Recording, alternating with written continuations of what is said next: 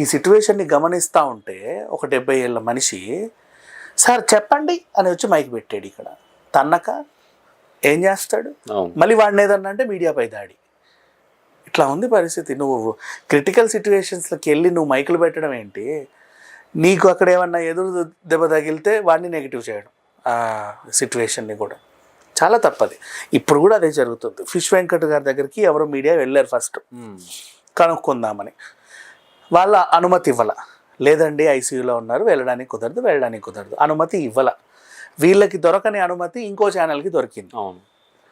మాకు ఇవ్వవా, ఉండు నీ సంగతి చెప్తా అని ప్రభాస్ 50 లక్షలు ఇచ్చేశాడు, అల్లు అర్జున్ 40 లక్షలు ఇచ్చేశాడు, మొత్తం టిప్పు సుల్తాన్ ఇచ్చాడు, దిల్ రాజు ఇచ్చాడు, హిట్లర్ ఇచ్చాడు, మొత్తం అసలు కుతుబ్ షాహీ రాజులందరూ దిగేసి వచ్చి చేశారని చెప్పేసావు.